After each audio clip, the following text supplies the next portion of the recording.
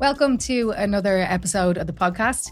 Today I have Mary Fahey in for what is going to be an incredible conversation. So I first met Mary at a Wim Hof breathwork workshop that she facilitated. And it was funny, on the way up I was thinking, why did I actually go to that driving up in the car? And I remember thinking, actually Mo booked that for me because she wanted me to chill the fuck out. So I think on reflection, it might have maybe been the start of this process of looking in rather than busying myself. So it was funny, kind of full circle moment, because that's what I'm going to be chatting to Mary about today. There will be obviously breath work involved, and we'll be asking Mary how it helped her. But I think this conversation is going to go so much deeper than that. And since following Mary after I attended this workshop, I've been fascinated by the way that she's trying to live her life. It's beautiful to see somebody show up so authentically, so vulnerably. And I think the way Mary speaks and how she tells her story and how she articulates things will land with so many people. I think that's, I don't know, personally, I think that's your biggest gift.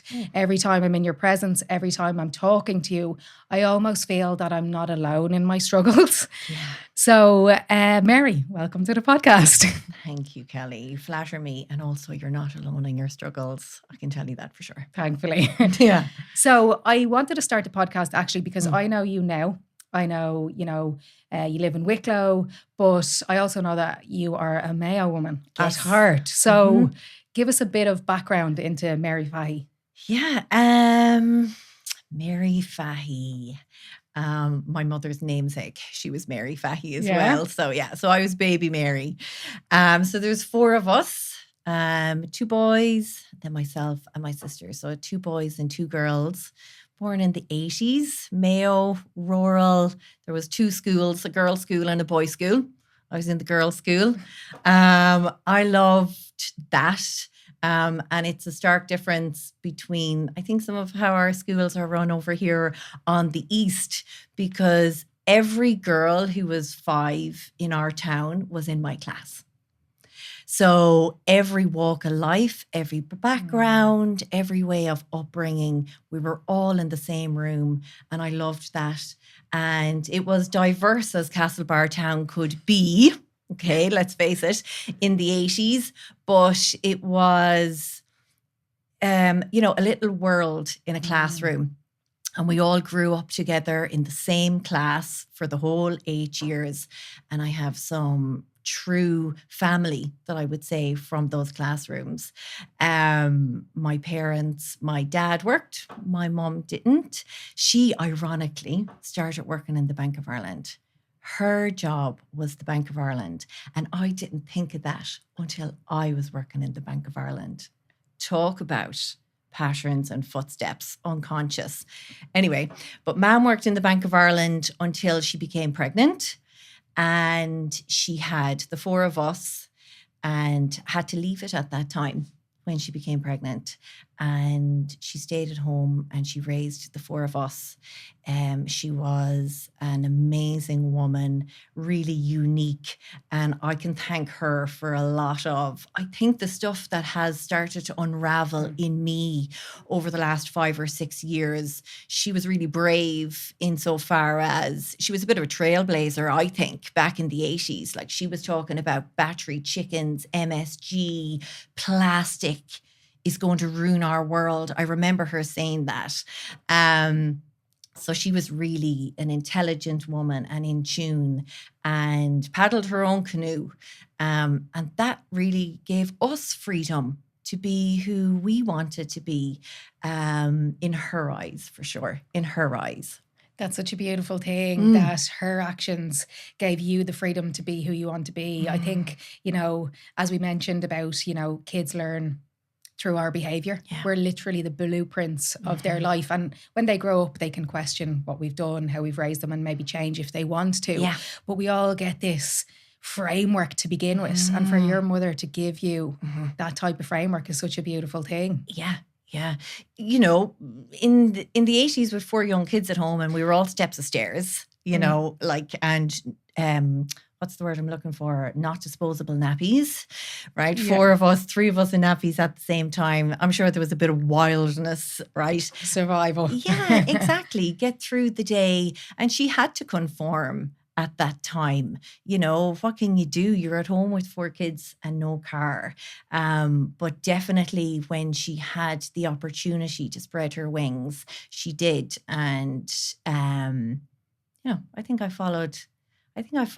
In that, and she was always my biggest cheerleader. Absolutely. Yeah. Namesake. Yeah. Yeah. Probably a lot of things, as you said, that are happening or unfolding for you in the last couple of years. Your mother probably would have went through the same thing. You mentioned something else there, which I just want to circle back on because I think it's so important, because I am starting to realize more and more in the day and age that we're living in that a big part of what we're missing and why so many people are unhappy now is because of lack of community. And you literally just said it there. You were like, oh, we were in this bubble. I knew every single person in my town, every single girl in my town was in my class. And, they do say it takes a village to raise a child. And I truly believe that. And I think we're all so disconnected from each other. We've never been more connected in terms of having this device in our hand, but we've never been more disconnected in terms of face to face. And I know that's a huge part of your life right now because, you live in Greystones, and that village in itself, I think, is leading the way for, put the phone down, fucking get outside. Live. And speak to people and live. Yeah. When you were talking there about community and it needs a village, like I'm blessed with 2 young kids myself, and I set up my motherhood as self-sufficient. I'm able to do everything. I set hyper independent. I wouldn't leave myself in a scenario where I might need to call someone. I'd be on the side of the road. And, that comes from childhood, I'm sure, around being able to manage your own lot, get yourself organised for school and go. And while that is really valuable, obviously, we need to go out into this world, it's also to be taught about it's okay to ask for help. It's to be praised to ask for help. No, at the time, this is the time I need help. Maybe not when I'm on the ditch. Yeah. And a lot of people use that analogy. When I'm in the ditch, I'll call someone for help. Actually, it's in advance of that. I was self-sufficient, and thankfully I don't have to be anymore. Yeah, I love that. I love that. We're so conditioned to be like, be the best, do the most, produce all of these things. And, as you said, it's almost a weakness to ask for help. Yeah. And as I've already said, like, it's your vulnerability that's so, lands and makes, I think, people feel seen and feel heard when you speak. So from Mayo to Wicklow, kind of how did you end up down here? How did you ended up working in a bank? Yeah. Well, I should say I'm always from Mayo. Yeah. Yeah. I'm a Mayo fan. Mayo will do it. Keep the faith. Mayo That's the for first Sam. thing. Mayo for Sam. Maybe not this year, but any day now. But yeah, so I lived in Limerick for a while, and I started in Ulster Bank there. And I was blessed to have a great manager when I started there. And she used to say to me, "You're a star, keep shining." And I went in and I'd be like, I'd never heard anything like that before in my life. What a load of shit.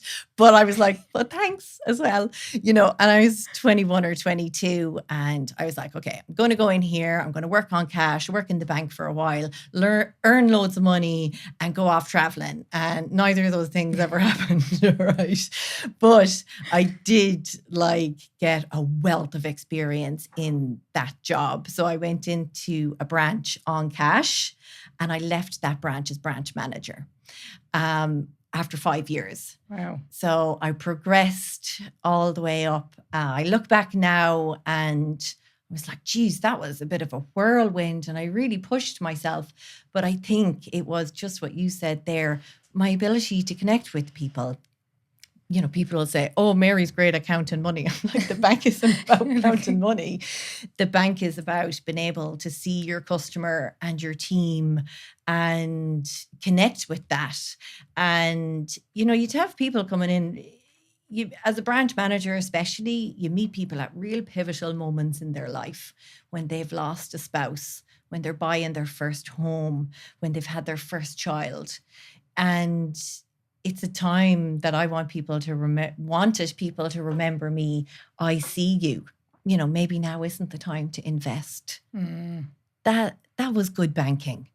I never ever thought about it from that point of view. But it makes so much sense, because you're making so many, as you said, pivotal decisions when you are looking for the support of a bank. Yeah. It's mad. Absolutely. And also, you mentioned there about business, or banking is about people, right? So I won this Business Woman of the Year award literally, I think, a week ago or something, right? Yeah. Good on you. But do you know what the funny thing was? People were asking like, oh, how did you get so successful in business or whatever? And I was like, because I realized that business isn't about business, it's about people. Yeah. Honestly. Yeah. Like, that's literally how you progress. And as you were saying, in 5 years, you went from in the door to bank manager. Yeah. That's amazing. Yeah. And you spent then 15 years in total, was it? 15 years in total in banking. Yeah, I spent my last 6 years in Bank of Ireland, which I'm really grateful for that time. I started in Bank of Ireland just after I had my first baby, and I was the branch manager in Greystones. And 6 years later, when I left Bank of Ireland, I was managing 5 locations. Okay, so that's how you ended up in Greystones? Yes. Through work? No.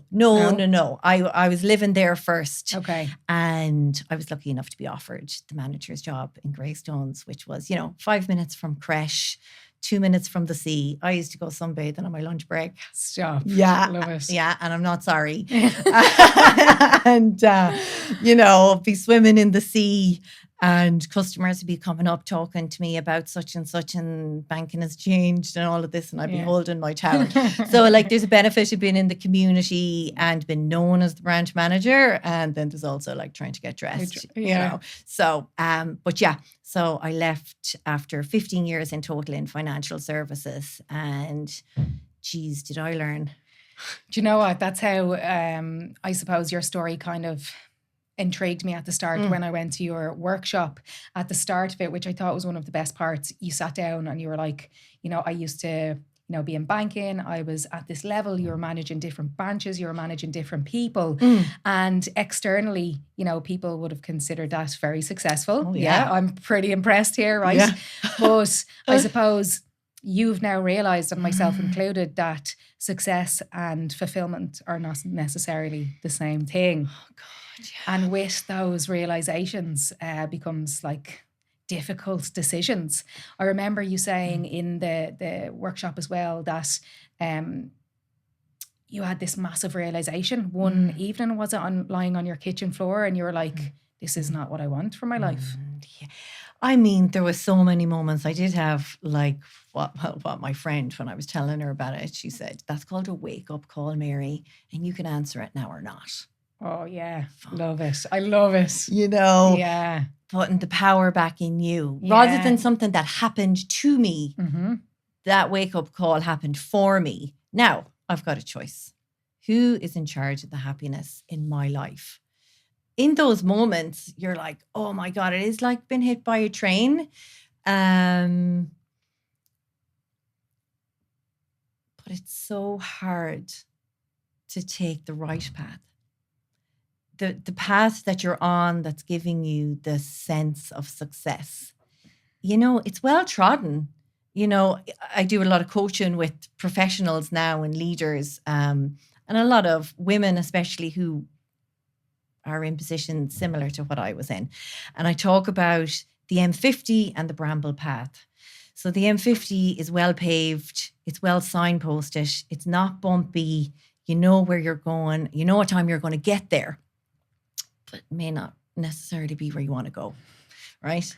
But you can go the other way, which is through a bramble path, and you're like, this is untrodden. I'm getting stung by nettles. I'm getting torn by brambles.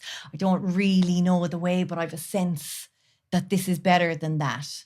Sometimes people will go down that bramble path and they'll say, oh no, my God, I got stung back on the M50. And I'm like, okay, that's cool. I get it. It's not nice to get cut and all of that kind of stuff.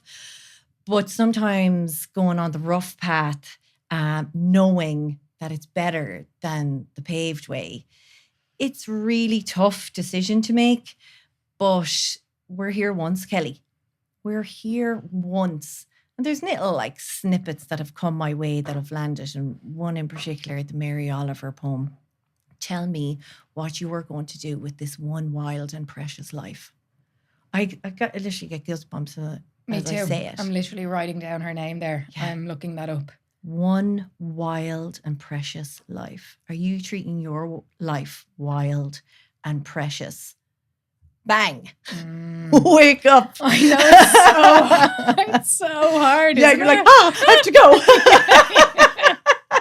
Yeah. Oh, man. But come here. There's an analogy that I heard before, and it's kind of explaining this. Like, and I love the M50 and the fucking, the other path, the path less traveled. What's that? The road less traveled. What's your man? Robert Frost. Beck. Something Beck. All right, we'll see who's right. Yeah. Well, I always chat about, and I heard it before, I think it was through Brian Keane, about it doesn't matter if you're at the top of a ladder, if the ladder's against the wrong fucking wall. Oh. Do you know what I mean? Fucking people climbing. But the thing is, it circles back to what we were saying. We never stop and allow ourselves to look around and think, am I actually climbing the right wall? We just go, blinkers on. And I'm so, I can feel that so deeply in me, because it's what I did for so long. And we chatted before we pressed record about kind of the struggles that I had last year.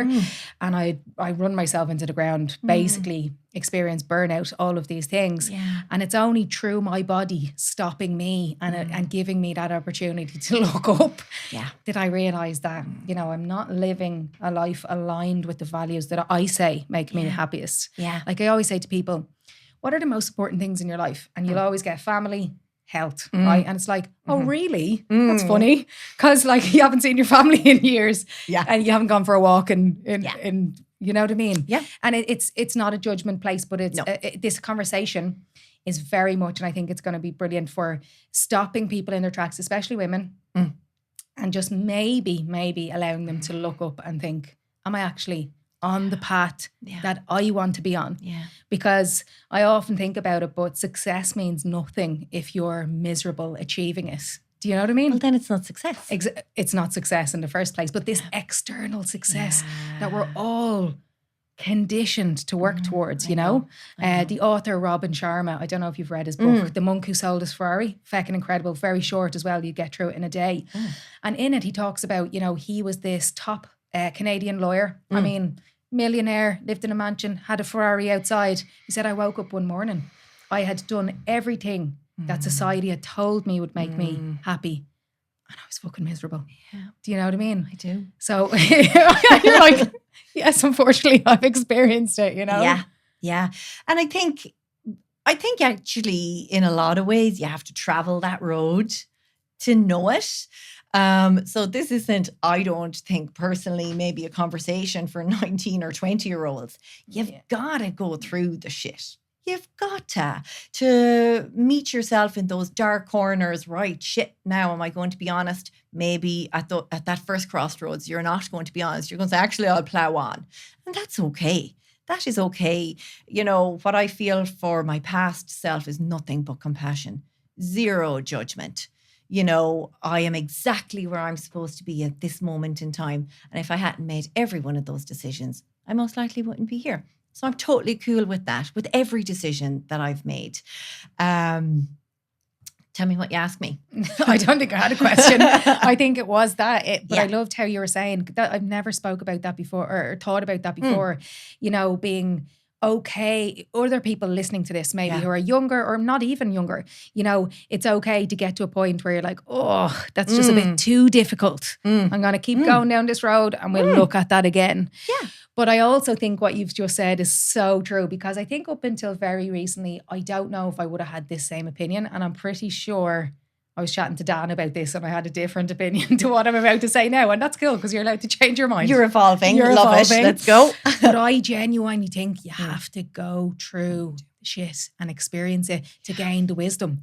And we were talking about, I think myself and Dan, who's an absolute legend, talk about him all the time. He's the producer of the podcast, but we spoke about this from a financial point of view, right? Because we were talking about, do you have to make the million to realize it was never the million that you wanted? And I was like, no, I don't think so. If you're willing to actually, trust people who blah, blah, I'm like, I don't know. I think now you have to go through it, whatever it is, to gain the wisdom on the other side. I think so. You only know what you're made of in those dark places, on those dark nights, maybe on your own with those thoughts. What is success to me? Because this does not feel like fucking success right now. Yeah. If I truly loved myself, what would I do? If I was to treat myself as somebody I loved most in this world, how would I show up and treat myself? Yeah. It makes so much sense when you remove yourself from it. And you also go, no. And I think that's actually an important point to talk about. I think it's really important to have those questions in your life. And it's also brave to answer them. And it's also okay to still continue on the path you're on. That's okay. It really is. Like, there's many junctures in my life where I knew that the place that I wasn't right. But I kept on going. I was like, I'll turn this around. I'll fix me and I'll fix everything. I remember that. And I put so much work into myself. How come everyone else is fitting in here and I'm in turmoil? I'm the problem. I saw myself as that, and I, went through therapy. I started doing my breath work, getting into the sea. I was seeking ways, and the language I was using at the time to myself was, if I fix myself, I'll fix everything. Okay. And that's a heavy burden to bear, but it also gave me a sense of responsibility and control. I'm really glad in hindsight that I did, because as it turns out, when I did fix myself, what I was doing was getting to know myself, what I was about, what I truly wanted. And having those moments then was, actually, now I've got to make some tough decisions. So I see that time as a time where I made myself strong enough to face the truth. That was just a byproduct of me fixing myself, was me getting clearer on who I am, what I want, what success feels like to me, and then been sturdy enough to say, actually, now I need to make this change, and then doing more work and then saying, oh, now I need to make this change.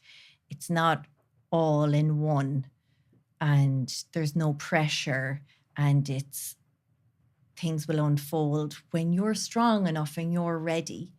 I look back and sometimes I'm like, how did I let that happen? Wow. Like, stop being so hard on yourself. You were doing the best you could at that time. And then when you were ready, you moved.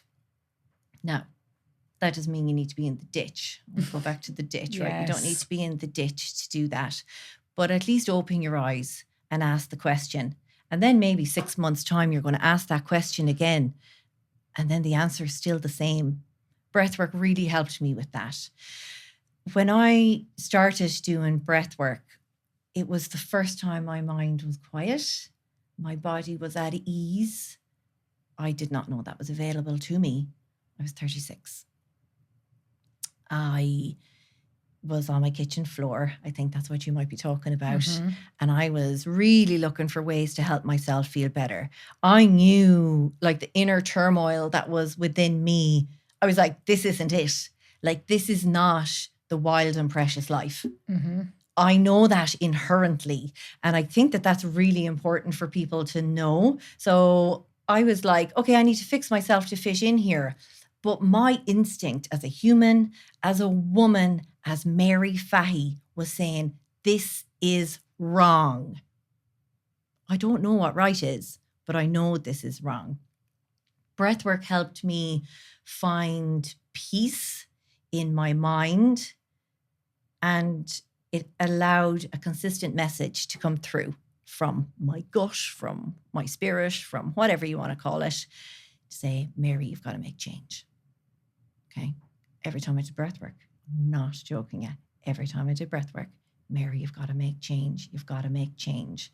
So people will say, oh, slog it out. Oh, we all go through tough times in relationships. Oh, I don't love my job, but I have to pay the mortgage. Yeah, 100%. But if you're getting a consistent message saying, this is not right for you over whatever period of time, 12, 18, 24 months, and it was at least that for me, I'll be honest. I've got enough evidence here. Time to act.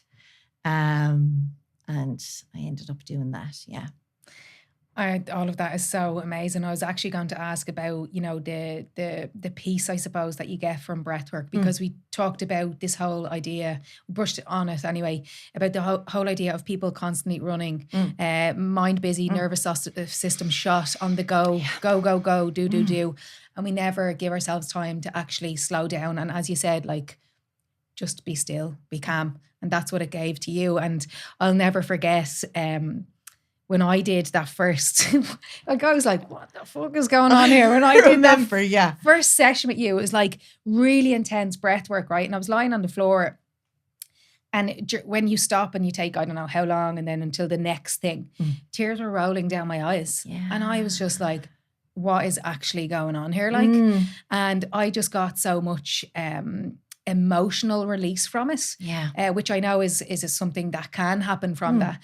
But I think the beauty of kind of what I'm hearing it brought from you is just that space. I know that word's thrown around a lot, but that space to look at yourself, because you mentioned the word numerous times there about fixing ourselves. And we know now that that's not, we're not broken. We're never broken. But I think so many women think, when I fix myself, when I fix the situation, when I fix my body, then I'll be happy. Yeah. But you know what it is? It's that myself, and I'm early on the road, right? But I'm trying to get there.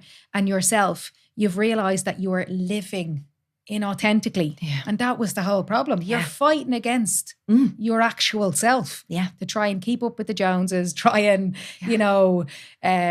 how embarrassing, not even embarrassing, but what would it look like if I left this, job as managing numerous branches in the bank, because it's so externally acceptable. You're patted on the back for the thing that's keeping you miserable. Yeah, absolutely. Keep going. Oh my God, dare I say it, I'm not happy here. And everyone's like, yeah, well, get over it. I hate my job too. Yeah. All of us keeping each other stuck. And then you're reflecting back going, okay, so everyone's miserable. That kind of makes me feel better. Does it? I'm not sure it does. And, I might bring it back to even my mother there. Like she, at a point in her life, she said, actually, I'm going to start making a few changes here. And herself and my father separated when it was like the early 2000s, probably like the second or the third family in the whole town, this kind of crap. Right. And Mama hadn't worked in 20 years. And she made the decision to leave the family home and got a job and paddled her own canoe away. Now, just into town in Castlebar, and her love for us was never under question. But she was like, Mero, it's time for me to start doing stuff for myself. I was like, okay, do that. Let's do it. And like that as a role model has given me permission. It's given me evidence that this is possible. I only said it to my mother like less than 6 months ago. I'll get emotional now because she's passed only recently. But I said to her less than 6 months ago, I said, your bravery, like I said, has given me evidence and support to be brave. Your bravery has shown me how to be brave, that I can do things that are really tough and that other people are going, what is she doing? That's not important. That's not important. And that bravery lives in me. It has informed a lot of my choices. Of course I can do this. Of course I can. And Mam would always be there beside me going, Mero, I believe in you. You know, my mother wasn't rich with money, but she was rich with support. I'm here for whatever you need, even if it was a rant or whatever. And I think that we need to remember that as humans, that we're like, oh, what can I do for you? Mm. You can listen to me and you can tell me that I'm okay. And not judge me and not tell me that maybe I should try this and maybe I should try that. And maybe, you know, have you done breath work? You know, and say how you feel makes sense. And I can see a sadness in you. And you deserve to feel well.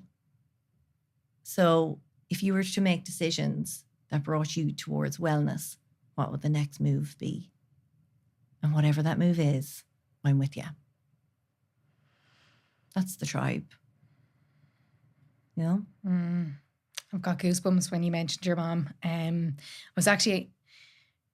It's so mad. I was actually going to ask you a question about your mom. I know, as you mentioned, she passed really recently. And she sounds like an incredible woman. But the question that I'm actually getting emotional now. I am such a wet wipe, honestly. I'm literally like a sponge. I'm turning into my mom. My mom is the most incredible, emotional, amazing woman, right? Yeah. Speaking of moms supporting, she supports me.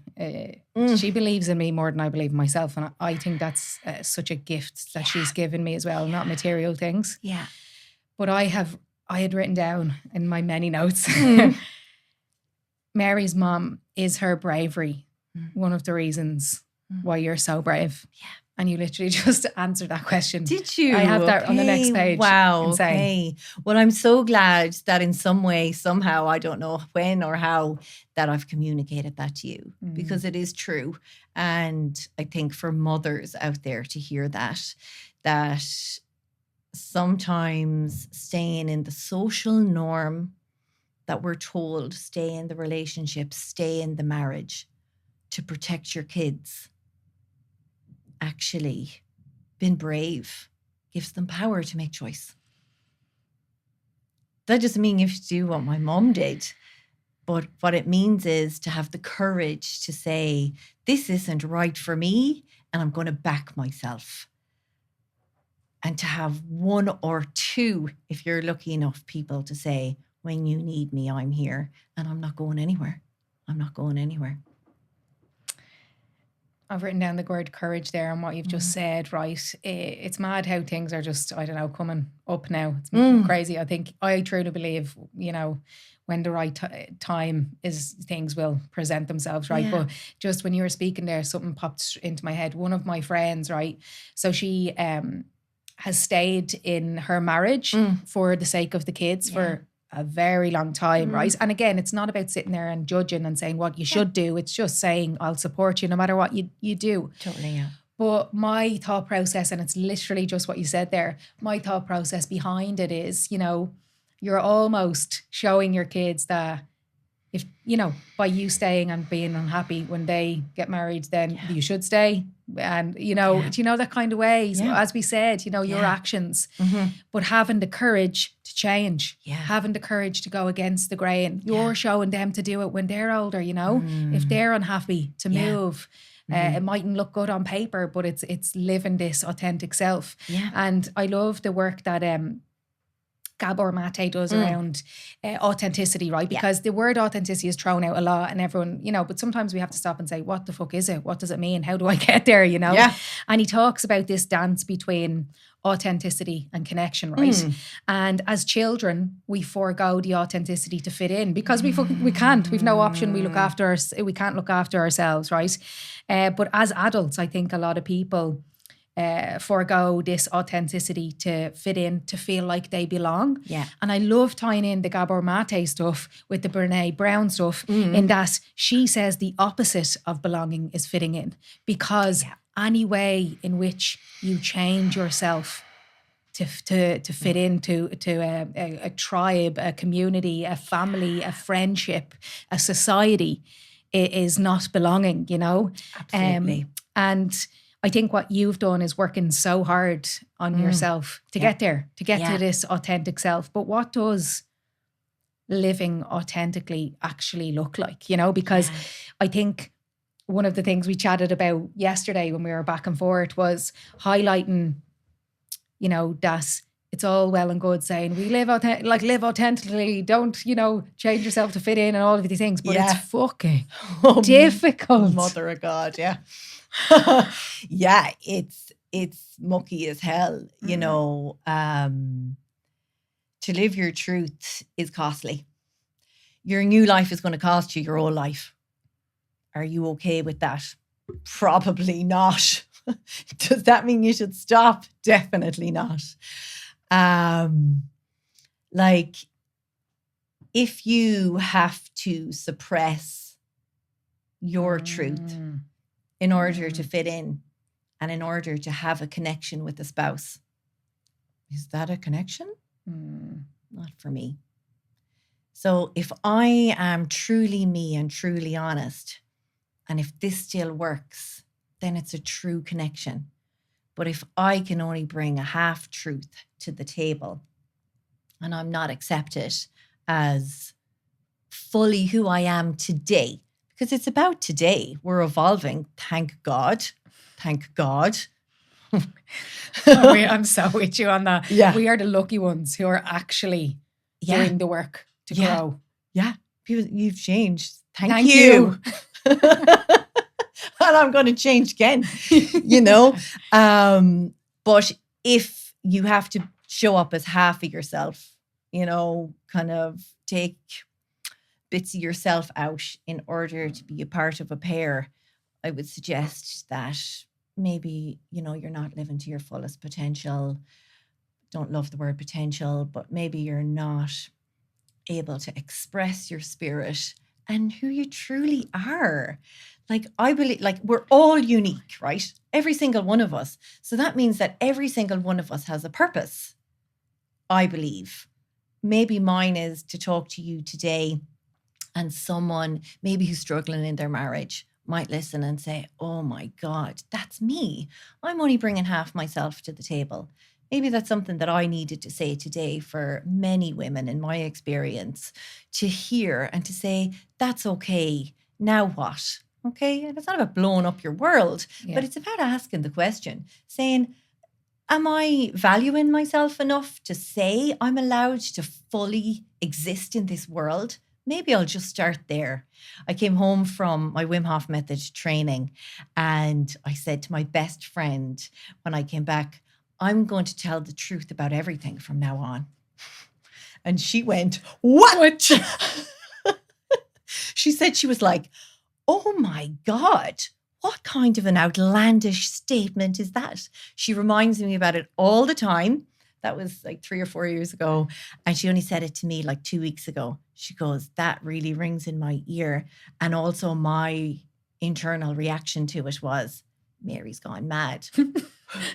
Right? She's going to tell the truth. She's going to be honest about how she feels. She's going to say, no, that doesn't fit well with me. That doesn't make me feel good. This isn't where I want to be. And to think that in this world, to say those basic, in my mind, human rights statements is so wild. That doesn't sit okay with me when I have an 8-year-old daughter and I am on this planet. When I'm on this planet, I want to be surrounded by people where if I say, that isn't okay by me, that's listened to, tell me more, not, it doesn't matter. It does matter. I matter. I'm important. How I feel is important. That's only taken me many, many therapy sessions to believe. So when you really believe that, and I do, and I'm so proud of myself to be able to say that, decisions kind of come easy. They kind of come easy.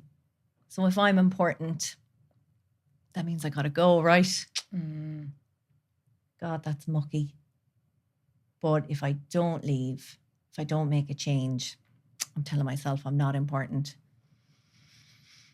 I'm not willing to do that. I'm not willing to do that. That's not okay by me. And off we go. That's not the end of the story, though. Sure, it's not, Kellie.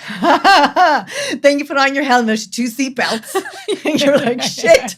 Your elbow pads, knee pads, helmet. Absolutely. Absolutely. And yeah, you get into the mucky times there. You really do. You really do. And I think when you make big life decisions, things get mucky and things get scary.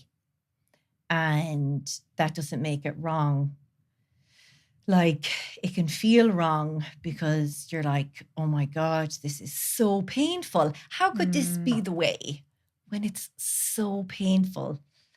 But you just know in your gut it is. I would encourage anyone who's thinking about or maybe getting consistent messages from themselves that change is needed. Get yourself strong first. Rest well. Eat like you love yourself. Is this nourishing me? Is this giving me nourishment? Spend time around people who love you unconditionally. People who you can say things to and say, am I mental? And they say, maybe, yeah, but no as well. Get strong and then make decisions from a strong place. That would be my advice to people. And then when you go into the mucky, the darkness, the bramble path, you're kind of able, you kind of back yourself. You're like, do you know what? I'm important. I matter. And if this is the path to live that, then let's go. Let's go. Because for me, following that, I don't think there's anything more important. That got me emotional there because I've been through tough days. You make these decisions and it impacts a lot. It impacts your future. It impacts your children. It impacts your security. The power of it, the strength of our human spirit it continues to blow my mind. You know, I say to my friend group, I bring perspective to this group, right? You think you've got shit going on. Let me tell you about my day, you know?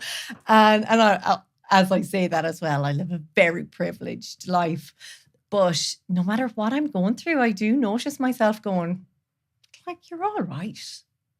And you laughed today and you got into the sea today or whatever it was and you held your kid's hand and you sat out the back garden.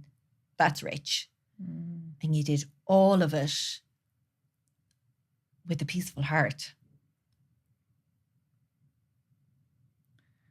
You know, peace. Oh, the peace. That was it. That was it. That wasn't, I didn't have peace. I did not have peace. War. I read a book before, Thema Bryant. It's called Homecoming. There's many books called Homecoming, but hers really struck a chord with me. She said, we're conditioned, especially as girls, to keep the peace. Keep the peace. And she says, well, whose peace am I keeping? Because I'm at war in my body. In my little body, I'm at war. So whose peace am I keeping? I was at war. I was at war. And now I'm at peace. Mary, you're so fucking empowering. Moments there, I was like, tears, right? Next minute, I want to jump up and like bang my chest and be like, yes, let's fucking go to burn the brass. It's all so true. And it's all things that I find, and a lot of people find hard to articulate, but it's like you open your mouth and it comes out of your soul. Do you know what I mean? And that's why it's so... Thanks for saying that. So probably does. Probably does, yeah. And I think what you is like, there's so many health gurus, there's so many wellness advisors out there, there's so many, and like it's all great, right? But so many people, I think, are saying what you want to hear. Whereas It's like you're living this. Mm. You're not like, hey guys, let's go and do this. Let's jump in the sea. Let's submerge in ice. Let's do this breath work and it's amazing and all of this, you know. You're living it. You're doing the thing. You've been through the shit. I talked about this before on a couple of podcasts, but as I said, last year was such a shit year for me, but loads of learning, right? And I call my therapist called last year swimming in the sewer, right? That's what I was doing. But 2026 is like shedding the shit. Yeah. Peeling away the layers, going back to actually me. And I've written down there again, I can't exactly remember what you said, but you know, this short, wild life that we live, like really, really getting clear on how I want to live this. And it's so powerful when you talk about your daughter, because a lot of the things that I do now and a lot of the reasons like that I am willing to go through the lonely chapter, you know, swim in the sewer to find who I truly am is because I would not want my girls to live, I'm getting emotional now, live a life wearing these masks that we all wear, performing for others, you know. We take on personas. And as I mentioned earlier, for a lot of the personas that we do take on, we're praised for that. Yeah. So then we can't go back to who we truly are because this not fitting in, as you said, they would think I'm fucking mad, you know? Yeah. This exclusion from the tribe. And I think having these conversations and I think, you know, talking about just because it hurts, just because it's painful, doesn't mean that it's wrong. Yeah. A lot of the time, pain is an indicator that you're headed in the right direction. Yeah, absolutely. And having these conversations, and I hope we do it more and more, it will land with women to start saying, okay, well, I connect with Mary. I've so deeply understood and felt what she's talking about. And maybe I'm not mad. And maybe just because I don't fit in with everybody else and this false reality we see online, maybe there's nothing wrong with me. I am not broken. I don't need to be fixed. I just need to come home to myself. Totally. You know? Oh my God, I could say so much to that. The first thing would be I coach female leaders and I've had like C-suite come to me, will you coach me? And I'm like, okay, of course I will. You're out of my league. Are you out of my league? You're a CEO of really high up tech company, right? And I'm like, okay, you know, just off the imposter syndrome. And one after one after one after one, these high-powered, incredibly successful women, they're doing the thing. They're not even looking for support to get there. They're already there. They sit on my couch. They all say pretty much the same thing. I can't do this anymore. I am falling apart at the seams, keeping this face on. And they take off the mask. And I think my superpower, if I were to say, is that I allow people to feel safe. They can totally be themselves. And that's what happens. And for them, being themselves means this is too hard. I'm worn down. I've lost myself. When I started coaching first, I was like, what the hell? Really? I thought I was the only one who felt like that. Why are we all hiding from each other? Why are we all doing it in the privacy of the cabin in my back garden? Why aren't we on podcasts like this one going, oh my God, I can't do this anymore. I can't be C-suite and mother of the year and take care of my body and my soul and my spirit and live my authentic truth and eat well and be a good friend and a good daughter.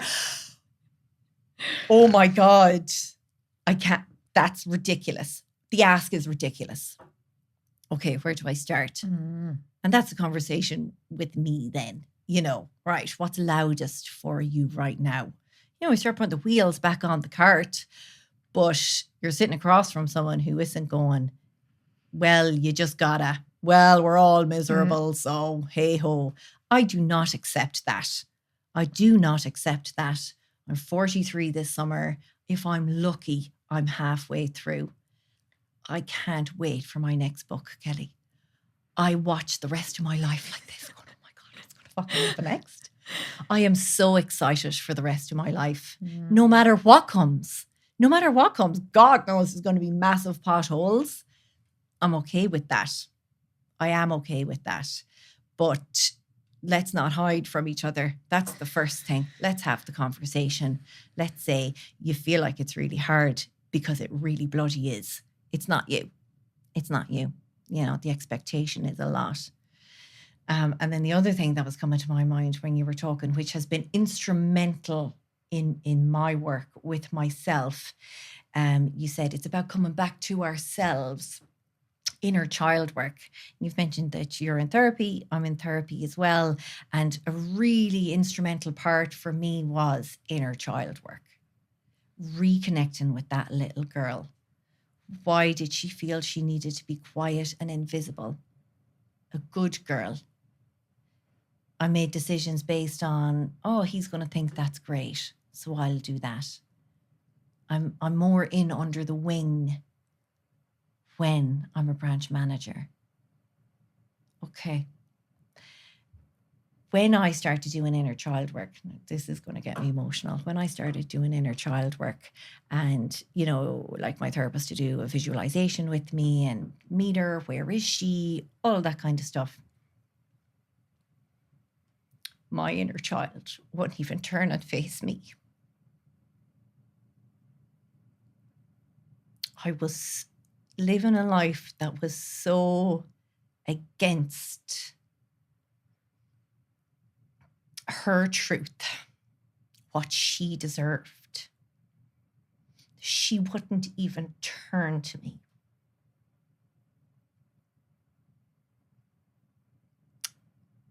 That's how far away I was from my truth. And that broke my heart. I'd abandoned her. I'd gone off and done all the things. And she, many times, was screaming at me, come back, this is it. What the hell are you doing? No. Of course she wouldn't look at me. And the work that I've had to do to rebuild that relationship. I've got you now. I'm going to keep you safe. I'm not going to break promises to you again. I'm not going to put you places that you're not safe. We're going to have fun together. We're going to enjoy this life. Oh my God. You know, the last time that I visited her, and anyone who's done inner child work will understand this, we lay in a field in Mayo, is where it was.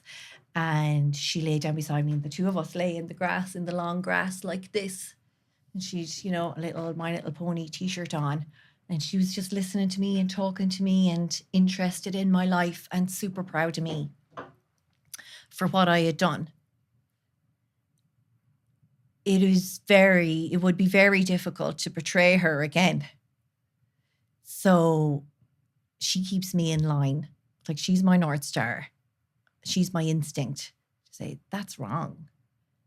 You know, and we were taught at a really young age to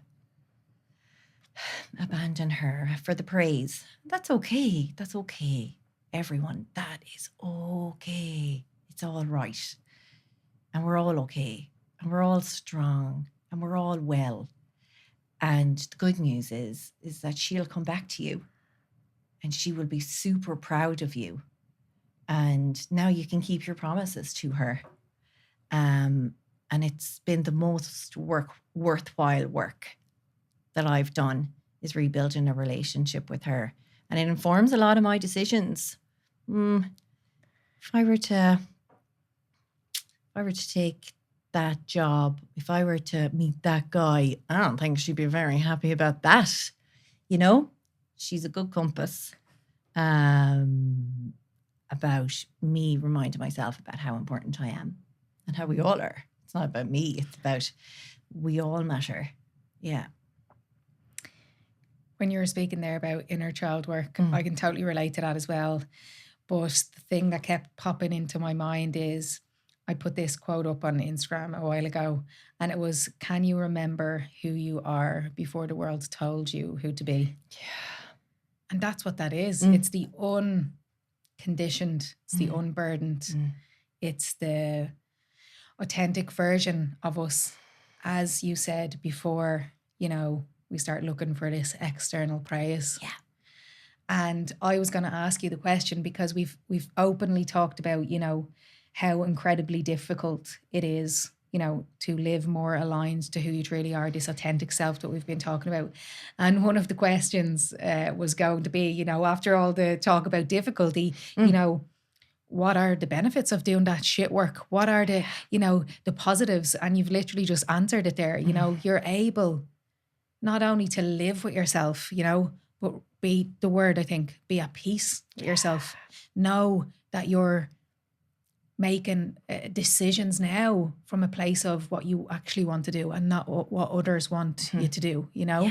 Yeah, or what looks good. God, like, you know, sometimes I joke, you know, people might be looking from the outside going, what has happened over there? I met a friend. I think sometimes, you know, things kind of come your way and you haven't thought about it. I met a friend. I hadn't seen her in a good while. I just bumped into her in a coffee shop and I said, geez, I haven't seen you in ages. How have you been? And she went like this, I think it's the happiest I've ever been in my life. I was like, oh my God, I love that answer. And she was like, how have you been? And I went, I think this might be the happiest I've ever been in my life. For me, the most settled. That's certainly not what it looks like, but for me. So I loved that little interaction I had with her, that she made me think and stop, you know? And those are the moments, aren't they? Those are the rewarding moments. I do breath work now and I leave it feeling stronger. And I'm like, yeah, you're on the stronger just to keep moving forward. There's no whispers becoming roars inside me. I used to say there was a banshee inside me telling me what to do. It was her in her My Little Pony t-shirt screaming at me. And I'd be like, oh my God. That's how loud it was. You know, sometimes you just gotta say, okay, let's go. And it's little by little. You know, so like I think anyone listening to this to say, Jesus, that sounds like an absolute battle. I'm not going there. I'm like, yeah, okay, totally. First of all, yeah. But also ask me, do I have any regrets? Absolutely not. Not for 1 minute, 1 day, ever. No. Yeah. I just love it. I love it. It's like, I don't know, the sense that I get from you. I don't know what it is. I can't put it into words. There's no language for it, but it's just like, you're so honest with where you are now and how, I hate using the word happy because like happiness is fleeting, content, acceptance. Do you know what I mean? And so many people say the things that you're saying, Mary, but it's not. It's not. It's saying the right thing again. It's doing the performance thing again. You make me feel like it is possible to fucking, you know, show up exactly as I am, you know? And to be loved for it. Like, you're not like, you know, even the way you said that there, I'm going to show up exactly as I am. Watch out, world. We can feel like that. Like we're lionesses, and we are. Yeah. But also, what happens when a lioness shows up? Her tribe. Yeah. Every piece of pain that has fallen away, every person that has had to exit my life when I've become more truthful about who I am and how I feel, has been influxed by love. It blows my mind. Every person or situation that had to change for me, the space that they've left there's been a rush in of love from places that I couldn't even imagine. It's actually incredible. So I will say that to, you know, the people who are like, oh, Jesus, trust. If you do make a change and there's a gap, Your bravery is going to be rewarded. I have an amazing chosen family, is what I call them, around me in Wicklow. Wow, it is phenomenal. And when my mother passed, it was like drop and go. We often refer to ourselves as the cavalry. The cavalry is here. Arrived. Yeah. And I love that word. I love that word because it's the image of being on a battlefield on your own. In the wilderness, the cavalry come over the hill. And when Mam passed, that's what happened for me. And I had nothing, everything gone out of my body. And people just started walking through the door, driving down to Mayo with me, just to sit with me in the car, just so I wouldn't be on my own, minding my kids, keeping them happy, meeting me, driving my kids down afterwards, asking me, does this feel right for you? Just giving me stuff to eat. I can't eat that. Well, we'll just leave it there anyway. You know, that's real minding, you know, and that blows my mind. That blows my mind because I'm sad to say it's a bit foreign. So when it does arrive, there's work there to trust it. Love comes to your door. That's risky. That's risky business out there, you know. But things when you lose your gorgeous mother, you've no choice but to say, please come in and help me.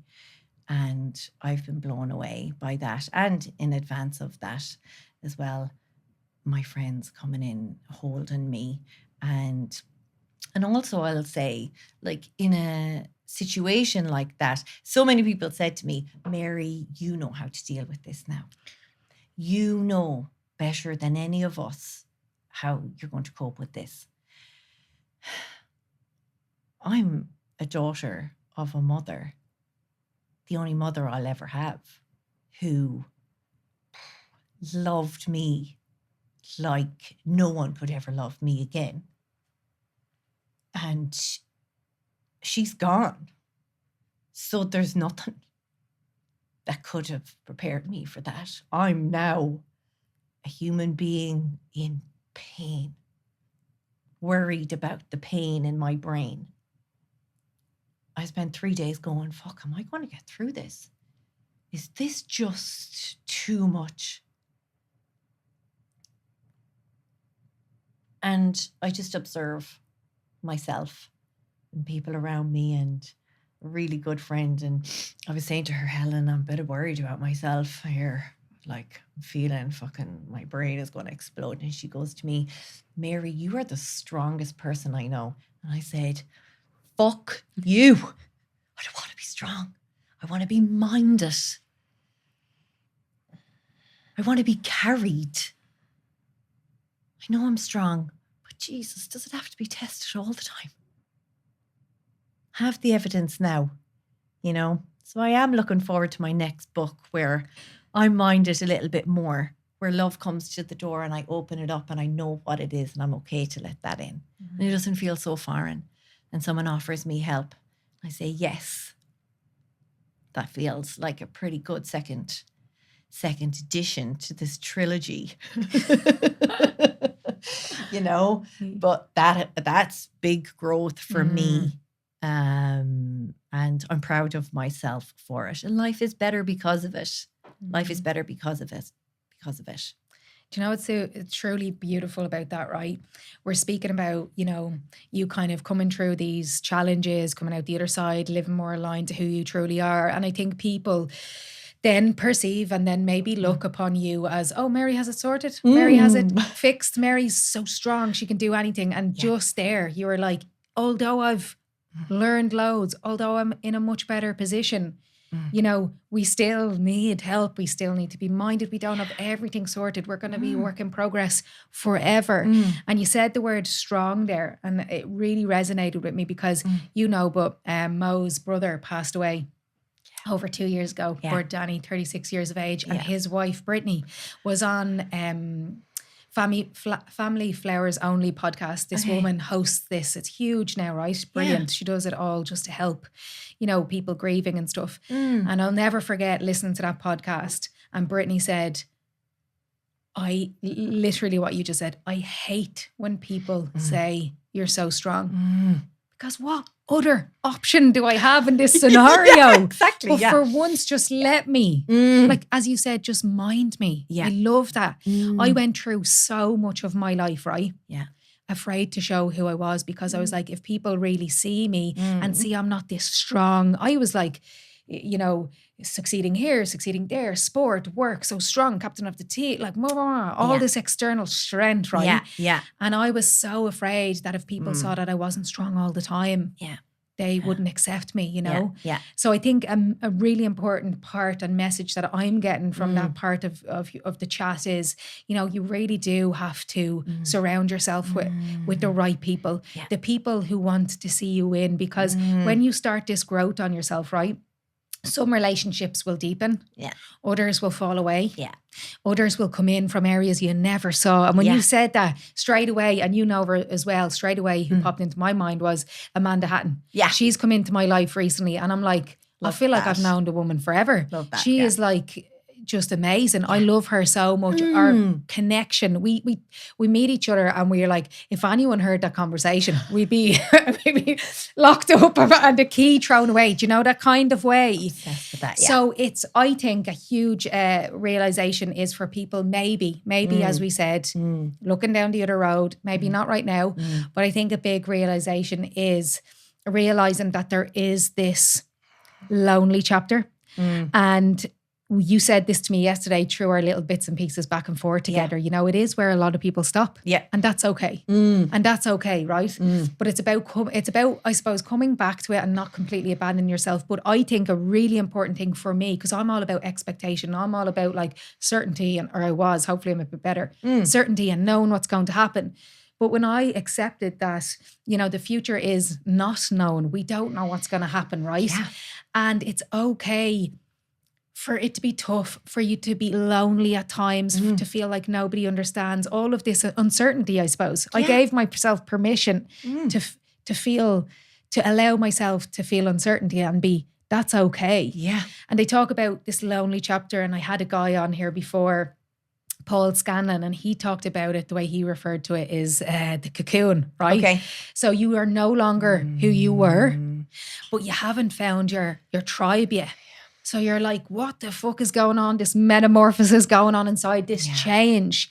But I think what you've just said there, I don't know, it just gave me a little bit of, no, you're headed down the right way, because you're not supposed to know what happens. It is going to be difficult. There are days where it does feel lonely because, you know, it's this unique experience. I always talk about our experience in this world is different to everybody else. We see the world through the lens in which we have, you know, conditioning, societal condition, familial conditioning, cultural differences, all of these different things. Yeah.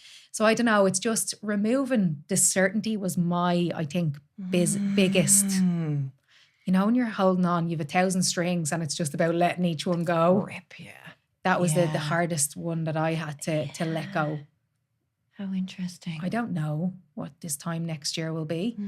And I did speak about a little bit to you and a little bit throughout this chat, you know, last year with me. My body just, would I have stopped myself? Probably not, because I was a go-getter, type A personality, you know, achieve, succeed, expectations. But I now, and you mentioned the word earlier, regret. I now completely agree with you, right? All of the things that happened up until this point of my life, bad, good, indifferent, I don't regret any of them because I am in such a better position now. Not the end, not the finished product. I never will be, but I'm better than I was. Because every single one of those moments of growth that were excruciatingly difficult were necessary for me to get to this point. And I look back on last year and the depths of hell, when some days I was like, I don't know if I can make it to the end of this day. Yeah. And I now am so far from that I'm grateful for having gone through that. Do you know what I mean? And you won't mess with that.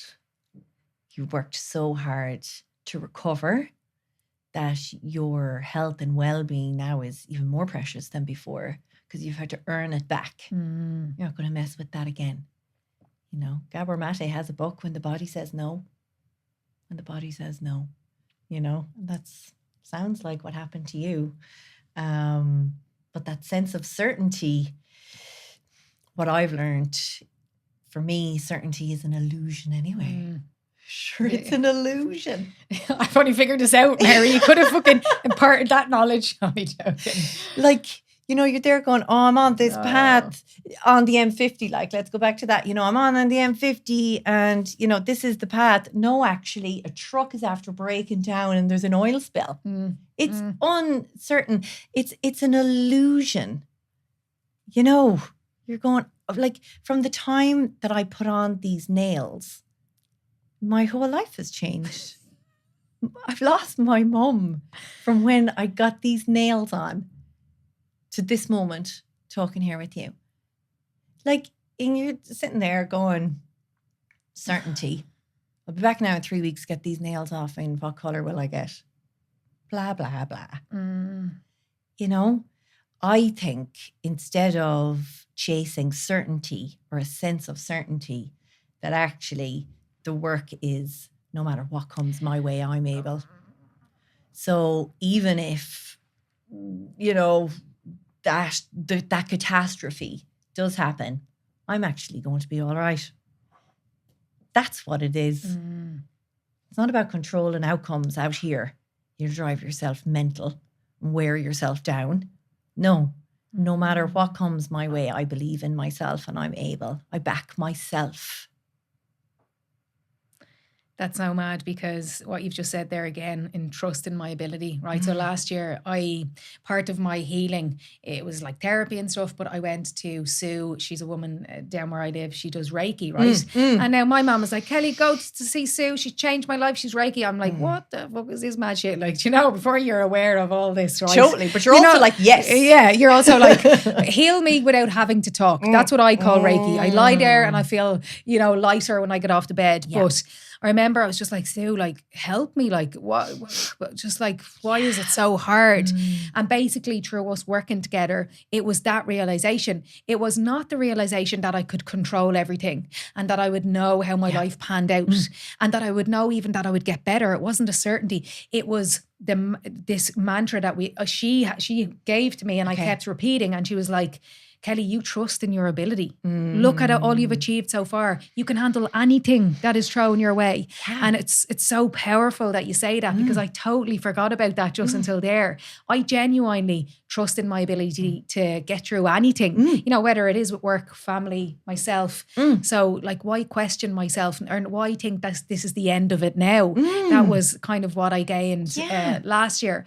But you mentioned there about just a little bit back, the Gabor Mate book in, what is it? The Body Says No? When the Body Says No. I think it's called The Cost of Hidden Stress.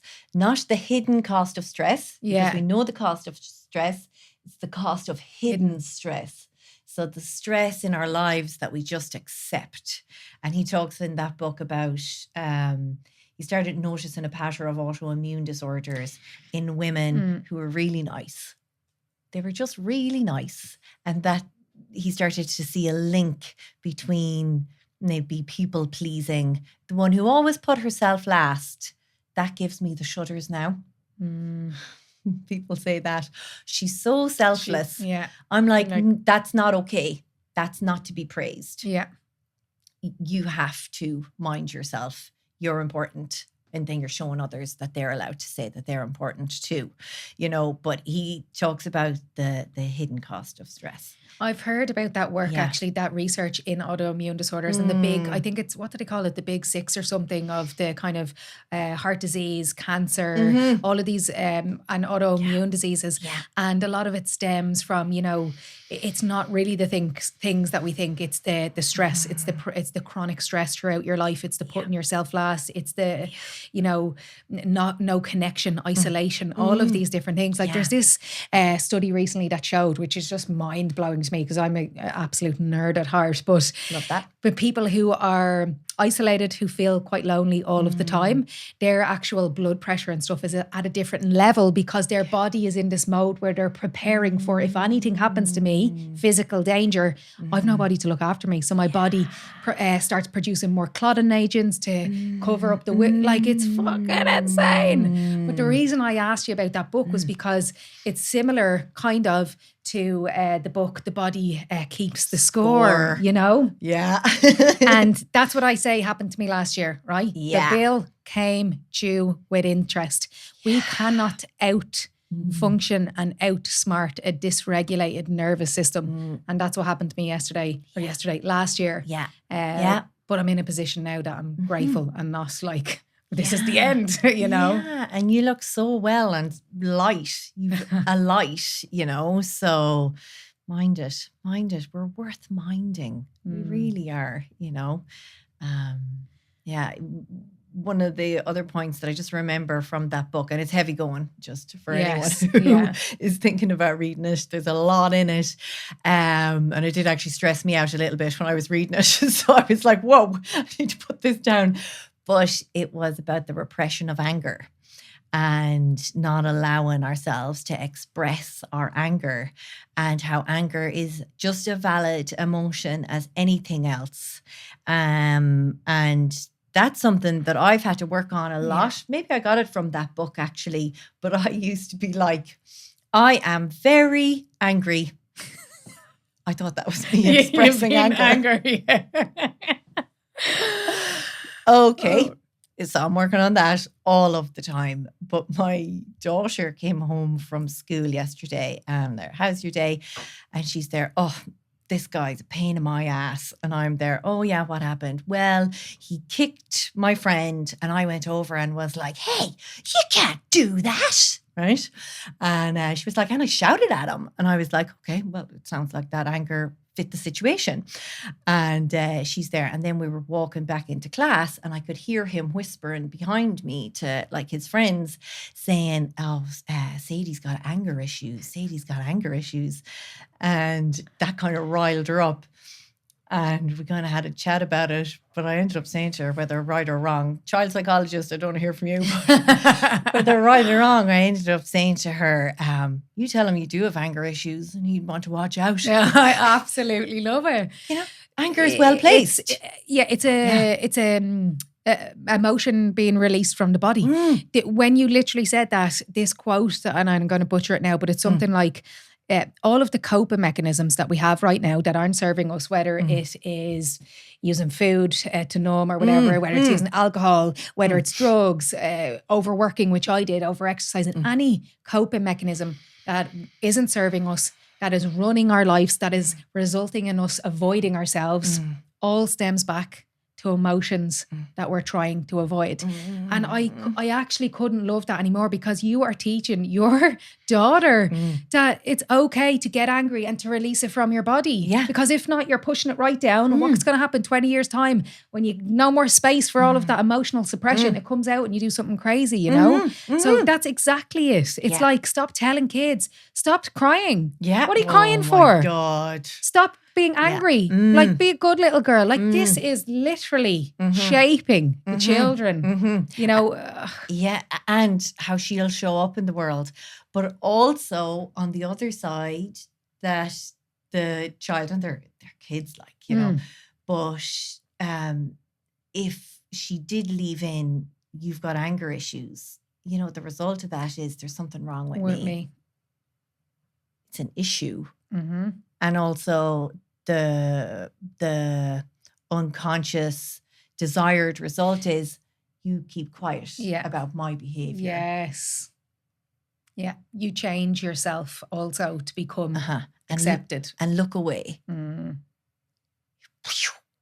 Jesus, like playground. It's mad, isn't it? It's freaking scary. Yeah. It's like, holy hell. Yeah. But that just reminds me of one of our girls the other day got really angry and emotional and she was crying, you know, and maybe in the past, because I'm learning as well, it would have been like, stop, like it's grand or whatever. But I just sat beside her and I was like, it's okay to feel this way and you just let it out, you know, and it's just, and it is hard, you know, when you're busy and you're parenting and you're like, shut up, you know. Totally. You know what I mean? Yeah. But it I think having that awareness to be like, oh, right, okay. Like what you just said, your daughter could have completely processed that differently and now thought there's something wrong with me. I need fixing. And doesn't all the, like we're talking about the fact that we never needed to fix ourselves. It was just this conditioning that we picked up along the way that gave us the message that there was something wrong with us. Yeah, so Mary. those are the little nuggets. And like you, oh my God, I'm always learning. Yeah. And the kids teach me, Yes. and especially like through the grieving process, Mm. like they're like, how are you doing? But like, I sometimes feel adults want you to get nice and tidy really quick. Oh, so true. It's so true. Is this still going on? Mm. Are you still sad? Mm. But I notice with my kids, they sit with me and they genuinely are asking me, how are you today? I'm like, do you know what? I started off the day okay. Then I went into a bit of a slump. I might need to lie down now for a half an hour. And then I finished off the day all right. Mm. So I'm actually hour by hour, guys, and they are accepting of, they're just taking on the information. They don't take it personally. It's not about them. And wow, like that's real teaching to me, that I just accept people for who they are, as they show up. And if they show up today angry, as an example, that doesn't mean they're an angry person. Yeah. They're angry that day or in that hour or in that moment. And then the next day they show up, how are you today? And I'm open to that. I'm open to change in others, Yeah, I couldn't agree more. I agree with the fact that like kids can be our biggest teachers. And I've written down what you just said there. They meet us where we're at and they don't try to change us. I think we also think, Mary's this coach who helps people change their life. So one session with Mary, she's going to fix me. You know what I mean? It's just, we don't change people. We bring around maybe a bit of awareness to maybe you're not living your life the way you want to, and then you decide if you want to change. And that's what I love about kids. It's they meet you where you are. Yeah. There's no judgment. There's no trying to change. Mm-hmm. Yeah, it's so beautiful. Yeah. But listen, Mary, I don't even know how long we're here. We could be here 3 hours, 4 hours. I don't know. It's been incredible. It's been absolutely amazing. I have never done this before, but I'm going to actually finish the podcast reading out this thing that I wrote. Oh my goodness. And okay. It's off the back of, I don't know, our conversations. As I said, how you and being around you helps me, maybe. If that's a thing. So I'm going to read this out. I wrote this down. I wrote. Mm-hmm. English is not my forte. I wrote this down this morning. Okay. Here we go. No pressure, Kelly. No expectation. Okay. And this, I think, is what I intend to do with this is to help others who maybe are a little bit stuck. Okay. The lonely chapter is the period between outgrowing your old life and fully stepping into your new one. It's when you start being honest with yourself. You stop people pleasing. You stop tolerating things that no longer align with you. You start setting boundaries. You start choosing yourself. And suddenly things begin to change. Some relationships deepen. Others fall away. You realize that not everyone benefits from the new version of you. Some people preferred the version that stayed quiet. The version that kept everyone happy. The version that sacrificed their own needs. The lonely chapter is difficult because you've let go of what no longer fits, but you haven't yet built what comes next. It's a season of uncertainty. A season where you can feel misunderstood, alone, or tempted to return to who you used to be simply because it felt familiar. But it's also where the deepest growth happens. Authenticity often comes with a cost. You may lose approval. You may disappoint people. You may have difficult conversations. You may have to make decisions that others don't understand. But the alternative is spending your life abandoning yourself to keep someone else comfortable.